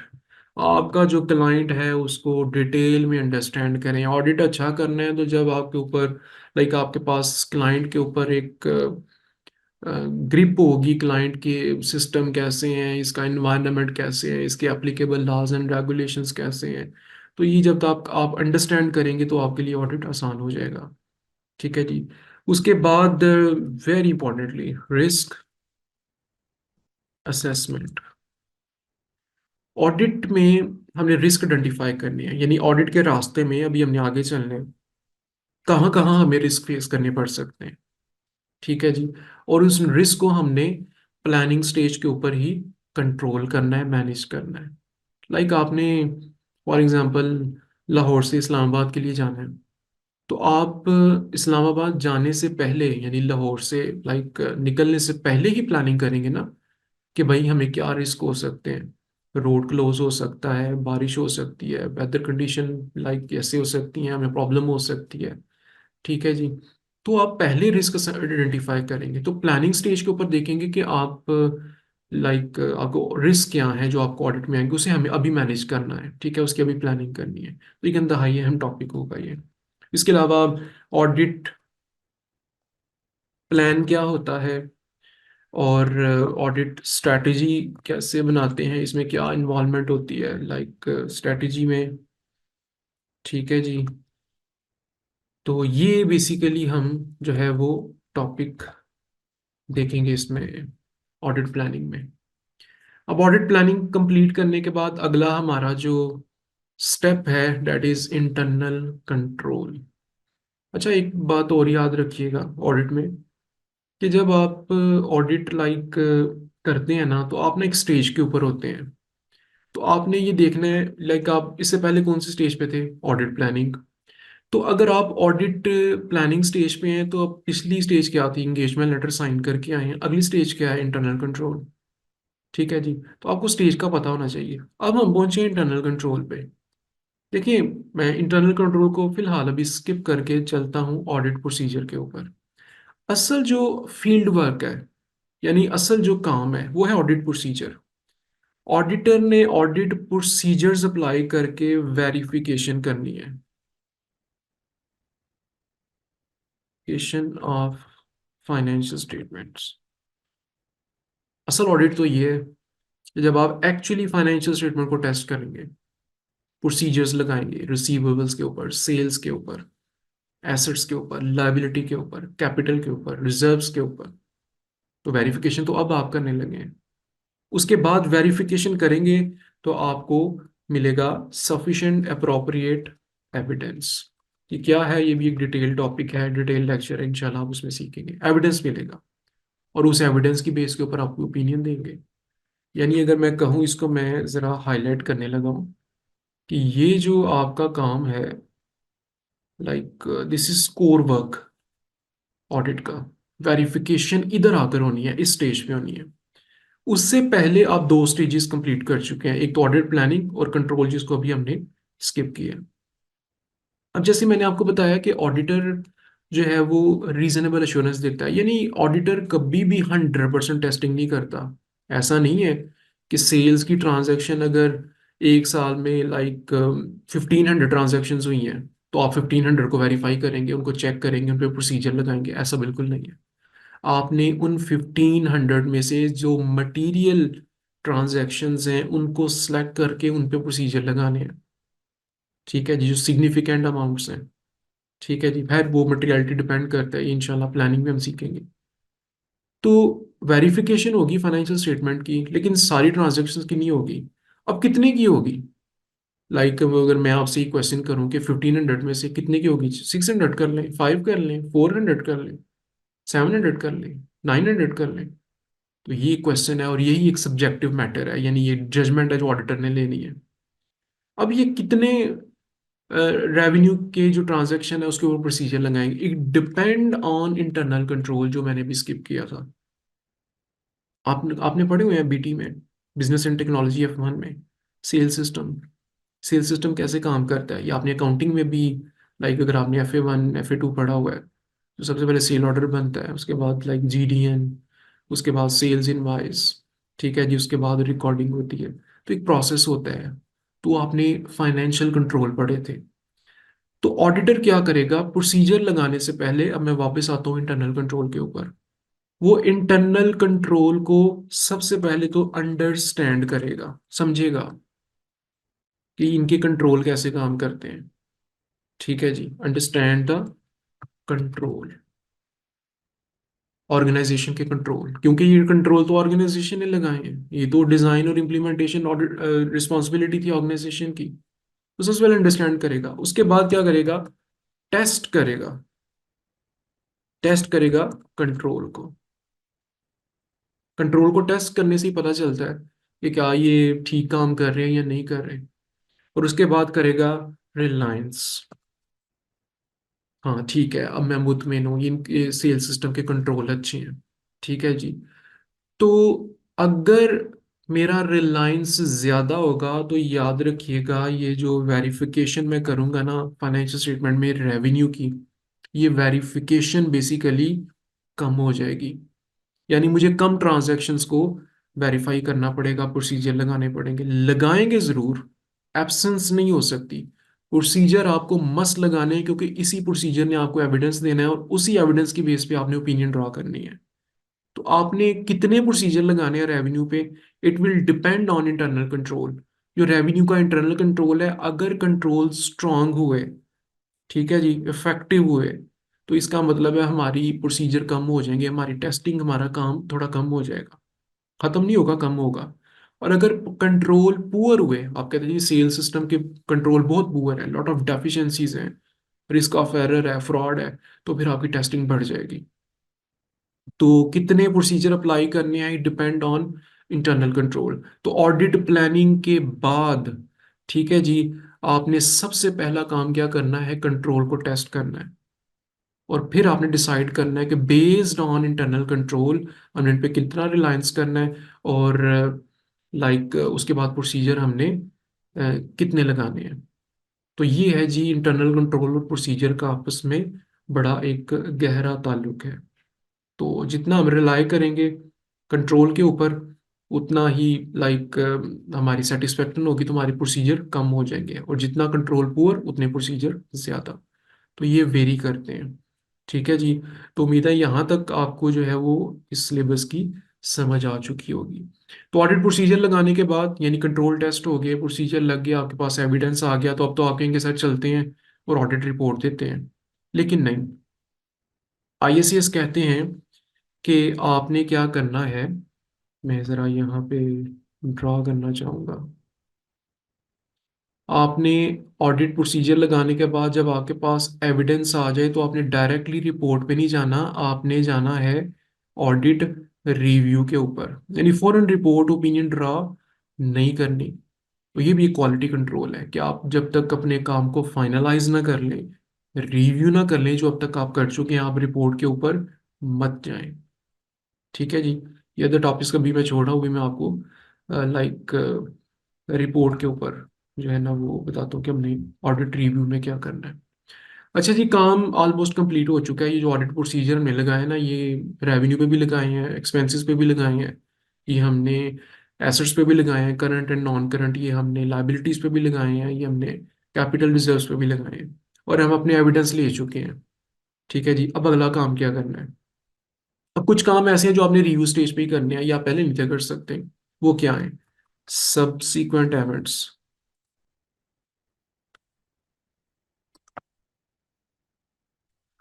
Subsequent event IS 10, तो यहाँ पे अब आपका फाइनेंशियल रिपोर्टिंग नॉलेज है वो अप्लाई होगा। अब हमने ऑडिट किया है, तो ऑडिट करने के दौरान बहुत सारे ऐसे एवेंट्स हैं। एक तो चीज़ याद रखें, ऑडिट हमेशा पोस्ट ईयर में होता है, यानी 31 दिसंबर को फाइनेंशियल ईयर क्लोज हुई, तो आपने जनवरी फेब या मार्च या अप्रैल में ऑडिट कर रहे हैं। अब पोस्ट ईयर में कुछ ऐसे इवेंट होते हैं जो लास्ट ईयर से रिलेट करते हैं, जिनको एडजस्ट होना चाहिए। तो adjusting and non adjusting event IS 10 की यहाँ पे एप्लीकेशन होगी। तो ऑडिटर ये भी वेरीफाई करता है कि adjusting non adjusting event properly accordingly applied हो चुके हैं, यानी IS 10 फॉलो हो चुका है। उसके बाद ये होने के बाद गोइंग कंसर्न अजम्पशंस ठीक है, वैलिड है।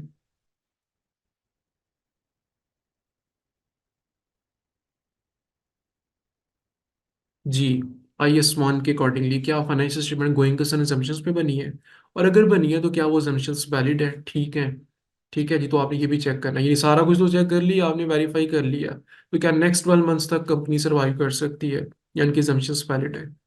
इसके बाद आप कहते हैं सर वैलिड है, सब्सिक्वेंट एवेंट्स भी प्रॉपरली काउंट फॉर हो चुके हैं अकॉर्डिंग टू IS 10। फिर आप क्या करते हैं, एक ओवरऑल फाइनेंशियल स्टेटमेंट रिव्यू, जिसमें आप स्टिल देखते हैं कि कोई चीज़ें रह तो नहीं गई, या जो चीज़ें हमने इग्नोर की हैं, या planning was good, control has been tested, sufficient proper evidence has been obtained. तो एक ओवरऑल रिव्यू है जो इंशाल्लाह हम रिव्यू के चैप्टर में पढ़ेंगे। अब उसके बाद आप जा सकते हैं जी ऑडिट रिपोर्ट पे, यानी रिव्यू करने के बाद आप ऑडिट रिपोर्ट के ऊपर जा सकते हैं। तो ये बेसिकली हमारा नेक्स्ट जो है वो स्टेप और लास्ट स्टेप होगा, जो ऑडिट का आउटकम है, ऑडिट रिपोर्ट। ये रिपोर्ट, वैसे तो ये आउटकम है, लेकिन ये सबसे मैं कह दूँ कि शॉर्ट सा एक चैप्टर है, लेकिन सबसे इंपॉर्टेंट ये है, क्योंकि यही तो आउटकम है ऑडिट का। ऑडिट रिपोर्ट में सबसे पहले हम कंटेंट्स सीखेंगे। स्पेलिंग मिस्टेक है, आप इसको इग्नोर कर सकते हैं। कॉन्टेक्ट्स ऑफ रिपोर्ट, रिपोर्ट आप अपनी मर्जी से नहीं बना सकते, जो इंटरनेशनल ऑडिटिंग स्टैंडर्ड रिक्वायर्ड करते हैं आपने कंटेंट्स ऑफ रिपोर्ट जो है वो अकॉर्डिंगली बनाने हैं। यानी उसका फॉर्मेट क्या होगा, स्ट्रक्चर क्या होगा, ये भी अकॉर्डिंग टू, मैं अपनी मर्जी से नहीं कहता अच्छा इस लैंग्वेज में हो, इस तरह से हो, वैसे हो, ये ऊपर होना चाहिए, ये नीचे होना चाहिए, ये प्रेजेंटेशन, ये सब इंटरनेशनल अकाउंटिंग स्टैंडर्ड के मुताबिक होगा। और उसके बाद ओपिनियन। ठीक है जी। बेसिकली 4 टाइप्स ऑफ ओपिनियन है जो एक ऑडिटर ड्रा कर सकता है, उनमें से कोई एक। ठीक है जी, ये 4 टाइप्स कौन सी हैं और ये कब कब आती है ये हमारा लास्ट टॉपिक होगा ऑडिट रिपोर्ट का। तो इस तरह हम रिपोर्ट के चैप्टर करने के बाद हमारा सिलेबस और ऑडिट प्रोसेस कंप्लीट हो जाएगा। ठीक है जी। अब मैं क्विकली आता हूँ अदर टॉपिक्स के ऊपर। इसका लाइक ऑडिट के साथ डायरेक्ट लिंक तो नहीं मैं कह सकता, लेकिन ये कुछ ऐसे टॉपिक्स हैं जो ऑडिट के साथ लिंक करते हैं। ठीक है जी। लाइक इसमें एक चैप्टर होगा इंटरनल ऑडिट क्या है, इसका डिफरेंस क्या है एक्सटर्नल के साथ। ये छोटे छोटे टॉपिक्स हैं जो एग्जाम में आ सकते हैं। इसके अलावा जी हमारे पास कॉर्पोरेट गवर्नेंस, इसको हम रिलेट करेंगे स्पेशली ऑडिट के साथ। एक टॉपिक ये है कैट्स, ये बहुत इंपॉर्टेंट है। Like IT computer assisted audit techniques, आजकल कैसे कंप्यूटर की मदद से हम ऑडिट कर रहे हैं, क्योंकि फाइनेंशियल स्टेटमेंट कंप्यूटराइज हैं तो अब ऑडिट भी कंप्यूटराइज हो रहे हैं। उसके बाद ऑडिट डॉक्यूमेंटेशन कैसे होती है, ये आसान से, ठीक है जी, टॉपिक हैं और ये एग्जामिन हो सकते हैं। उसके बाद जी नेक्स्ट हमारे पास होगा सैम्पलिंग टेक्निक्स क्या है। ठीक है, ऑडिटर जो सैंपल चूज करता है उसकी वेरियस जो टेक्निक्स हैं वो हम देखेंगे। ठीक है जी। उसके बाद हमारे पास फ्रॉड में रिस्पॉन्सिबिलिटी मैनेजमेंट की क्या है और फ्रॉड में रिस्पॉन्सिबिलिटी ऑडिटर की क्या है, ये हम देखेंगे। लॉज एंड रेगुलेशंस जो एक कंपनी के लिए एप्लीकेबल होते हैं, उसमें ऑडिटर की क्या रिस्पॉन्सिबिलिटी है और ऑडिटर की क्या रिस्पॉन्सिबिलिटी है, एक टॉपिक हमारा ये होगा। उसके बाद लाइक ये भी इम्पोर्टेंट है, क्वालिटी कंट्रोल कैसे इंश्योर करती है। ठीक है जी। और इसमें आपके ऑडिटिंग स्टैंडर्ड कैसे फर्म को गाइड करते हैं कि आप क्वालिटी इंश्योर करें। तो ये कुछ टॉपिक्स हैं जो लाइक एग्जाम कंपलसरी तो नहीं है, लेकिन definitely they are part of the audit. तो ये इंशाल्लाह हम लाइक 2-3 लेक्चर्स में इनको अदर टॉपिक्स को हम कवर कर लेंगे। तो ये था जी हमारा लाइक सिलेबस, उसका एक फ्लो सीक्वेंस, ये आप जहन में रख लें। इसको अगर आप दोबारा लेक्चर लेना चाहते हैं सिर्फ इस टॉपिक का, एटलीस्ट 2 दफ़ा लें 3 दफ़ा लें, इसको जहन में बिठा लें। स्टेज ऑफ द ऑडिट क्या है, हर स्टेज में पहले किधर से गुजर के आए हैं, आगे किधर जाना है। ये आपको जिस दिन समझ आ गई ना, तो समझे आपको वैसे ही ऑडिट का, लाइक मैंने कहा 25% ऑडिट तो आपको वैसे ही आ गया, तो कॉन्फिडेंस आपको पता हो आपने क्या करना है। लाइक जब मैंने स्टार्ट से ऑडिट पढ़ाना शुरू किया था, it was my first batch back in 2016। तो एक स्टूडेंट था मेरी क्लास में, उसने लाइक ऑडिट का पेपर फेल किया हुआ था, लाइक वो सेकंड टाइम पढ़ रहा था। तो मैंने उसका एक टेस्ट लिया ये जानने के लिए कि इसका पेपर क्यों फेल हुआ है। तो मैंने उसको बताया कि इंटरनल कंट्रोल के बारे में बताओ, इंटरनल कंट्रोल क्या होते हैं और ऑडिटर का इसमें क्या लिंक होता है, क्या काम होता है। तो उसने कुछ मुझे बताया, फिर मैंने कहा कि बताओ कि इंटरनल कंट्रोल पहले टेस्ट होते हैं या पहले प्रोसीजर लगते हैं। तो वो यहाँ पे कंफ्यूज हो गया, वो कहता है कि पहले प्रोसीजर लगते हैं फिर कंट्रोल टेस्ट होता है। तो मैंने कहा कि इसको जब सीक्वेंस का नहीं पता, तो इसने जो आंसर प्रेजेंट किया होगा तो डेफिनेटली वो बातें प्रोसीजर के बाद की कर रहा होगा। तो ये तो कंट्रोल पहले टेस्ट होते हैं, प्रोसीजर बाद में अप्लाई होते हैं। तो ये सीक्वेंस जो थी ना उसके लाइक उसकी इंपॉर्टेंस है ये। जी नेक्स्ट चलते हैं। और इसका एग्जाम फॉर्मेट जो आपका नेक्स्ट इंपॉर्टेंट क्वेश्चन होगा वो क्या होगा, तो आइए क्विकली इसको भी देख लेते हैं हम। 2 सेक्शन है जी ऑडिट एंड एश्योरेंस के पेपर में। पहला सेक्शन ये है, इसमें आपके पास 3 लाइक क्वेश्चंस आएंगे केस बेस, यानी एक सिनेरियो दिया होगा और एक केस बेस में 5 क्वेश्चंस होंगे और 2 नंबर का एक क्वेश्चन होगा, यानी जैसे एमसीक्यूज होता है। यानी ऊपर सिनेरियो पढ़ने के बाद आपने 5 क्वेश्चंस करने हैं और 2 नंबर का एक क्वेश्चन, ये टोटल 10 नंबर होंगे। ये केस बेस आपको आएंगे, ये लाइक एमटीक्यूज हैं, ये मल्टी टास्क क्वेश्चन है। ये 3 होंगे, 30 नंबर के होंगे। ठीक है जी। और हर केस बेस सिलेबस के एक डिफरेंट लाइक जो भी मैं आपको सिलेबस बता रहा था, उसका एथिक्स पे हो सकता है, प्रोसीजर्स पे हो सकता है, रिव्यू रिपोर्ट पे हो सकता है, वो लाइक प्लानिंग के ऊपर हो। तो इसमें एग्जामिनर की कोई हिंट नहीं है, कोई भी टॉपिक सेक्शन ए में आ सकता है, सेक्शन बी में आ सकता है। ठीक है जी। तो ये एमसीक्यूज आपने करने हैं लाइक 15 और 2 मार्क्स का ईच, लेकिन 3 डिफरेंट केस बेस होंगे यानी एमटीक्यूज होंगे। सेक्शन बी में आने के बाद आपके पास 3 क्वेश्चन होंगे। फर्स्ट क्वेश्चन है जी सिनेरियो बेस, अगेन तीनों वैसे सिनेरियो बेस हैं, 30 नंबर का होगा। ठीक है जी। और इसमें कोई भी सिलेबस का पार्ट आ सकता है। क्वेश्चन 2 होगा 20 नंबर का, और क्वेश्चन 3 भी 20 नंबर का होगा। तो 70 मार्क्स होंगे आपके पास सेक्शन बी में, जिसमें आपने टाइप करना है। ठीक है जी। ऊपर आपने सिर्फ वो सिलेक्शन करनी है ABCD ऑप्शन, और नीचे आपने 70 मार्क्स के लिए टाइप करना है। तो इसके लिए आपको टाइपिंग स्पीड भी एक अच्छी रीजनेबल चाहिए होगी।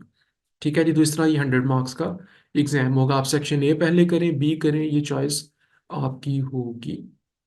ठीक है जी। और सेक्शन A B में किसी भी क्वेश्चन में, किसी भी केस बेस में, या नीचे जो क्वेश्चन 1 2 3 है सेक्शन बी में, कोई भी सिलेबस का पार्ट कहीं पे भी एग्जामिन किया जा सकता है। वैसे मैं सिलेबस में वापस आऊँ तो थोड़ा सा आपको ये भी गाइड कर दूँ।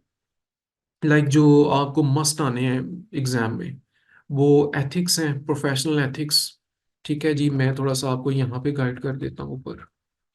प्रोफेशनल एथिक्स 10 मार्क्स मैक्सिमम आ सकते हैं, मिनिमम 6 7 भी आ सकते हैं, 8 भी आ सकते हैं। इंगेजमेंट लेटर लाइक कंपल्सरी नहीं है। Audit planning 20 marks. ठीक है जी। 15 भी हो सकते हैं, लेकिन लाइक 15 to 20 मार्क्स होते हैं। इंटरनल कंट्रोल बहुत ही अहम टॉपिक है। ऑलमोस्ट 20 मार्क्स जो है वो आपके इंटरनल कंट्रोल के होते हैं, और 20 मार्क्स जो है वो आपके ऑडिट प्रोसीजर्स के होते हैं। तो आपका 70% पेपर तो यहाँ पे हो गया। और ऑलमोस्ट ऑलमोस्ट रिव्यू रिपोर्ट को मैं कंबाइन करने लगा हूँ, कि अक्सर ये इनका क्वेश्चन कंबाइन आता है, लाइक 10 मार्क्स। तो ये जो 80% पेपर है ना आपका, ये लाइक इन टॉपिक्स में आना है, मस्ट आना है, चाहे वो MTQs में आए, सेक्शन ए में या सेक्शन बी में आए। ठीक है जी। और एक टॉपिक दोनों में भी आ सकता है, लाइक आपको ऑडिट रिव्यू रिपोर्ट का क्वेश्चन आया है, वो MTQ भी आ गया है सेक्शन ए में, और बी में भी आ गया, ये भी हो सकता है। तो आपने तैयारी करनी है, आपको डजेंट मैटर के कौन सा टॉपिक आता है। तो ये आपके पास जो है ना वो 80 मार्क्स मैंने अभी से ही जो है ना वो आपको बता दिया है कि ये पेपर में ये टॉपिक है, तो this is core part of the syllabus, ये तो मस्त आना है। बाकी जो 20 मार्क्स हैं, उसमें से एंगेजमेंट लेटर में आ जाए या अदर टॉपिक्स में अगर मैं कहूँ, तो 10 मार्क्स तो एटलीस्ट यहाँ से भी आ जाते हैं। या ऑडिट एंड एश्योरेंस आपका जो स्टार्टिंग का फर्स्ट चैप्टर है, वहाँ से भी आ सकते हैं। तो ये था जी इसका लाइक सिलेबस एग्जाम फॉर्मेट। अब जी हम चलते हैं लास्टली, इसका लेआउट क्या है वो भी मैं, क्योंकि आज की क्लास में मैंने आपको एक कॉम्प्रिहेंसिव व्यू देना था। तो चलते हैं जी अब हम सिलेबस की तरफ, like paper pattern, sorry paper pattern की तरफ।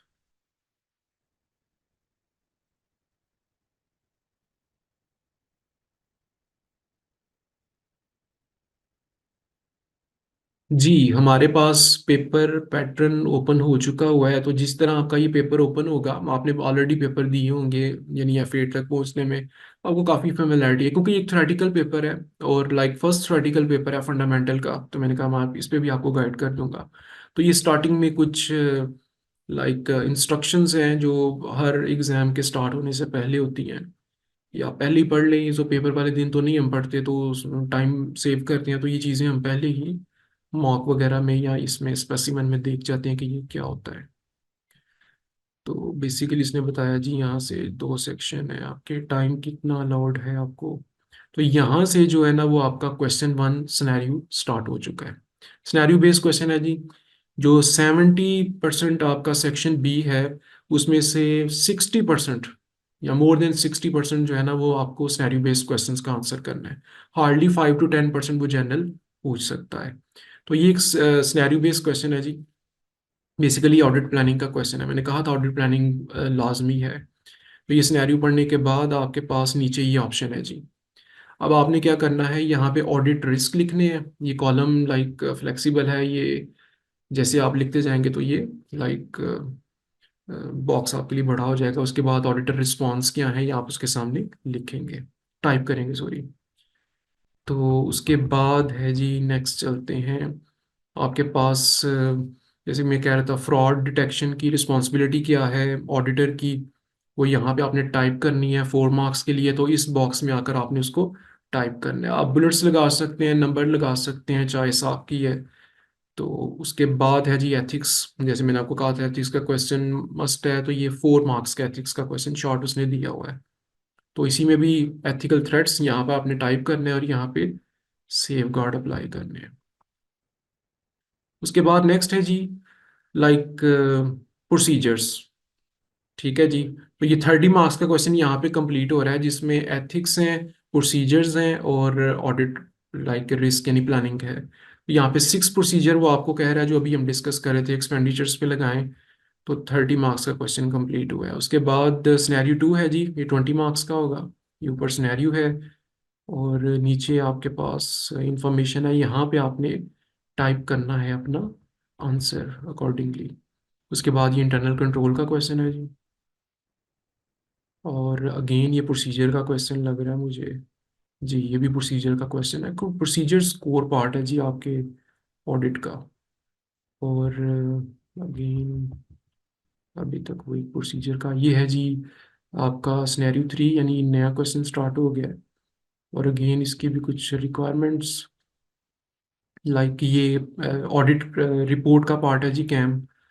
ठीक है जी, और इसमें आपने टाइप करना है। तो ये है जी आपकी लाइक एग्ज़ाम कैसा होगा। ठीक है जी। तो लास्ट पे चलते हैं जी, कंक्लूड करते हैं।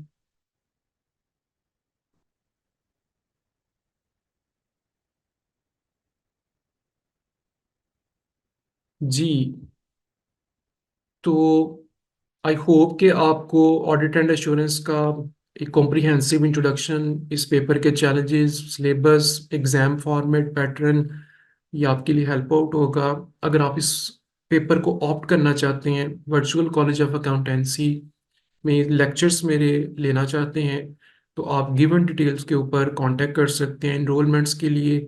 आप डायरेक्टली, अगर आपका ऑडिट एंड इंश्योरेंस से रिलेटेड कोई क्वेश्चन है, आप डायरेक्टली मुझसे कांटेक्ट कर सकते हैं, मुझे व्हाट्सएप कर सकते हैं। आई विल प्रेफर कि आप मुझे व्हाट्सएप करें, वॉइस लाइक मैसेज करें या टाइप करके करें, तो मैं आपको एज सुन एज पॉसिबल आपको रिप्लाई करूंगा। किसी किस्म की कन्फ्यूजन है तो आप मुझसे पूछ सकते हैं। आई होप कि आपको काफ़ी अच्छी वेल अंडरस्टैंडिंग हो चुकी होगी। और थैंक्स फॉर वॉचिंग। अल्लाह हाफिज़।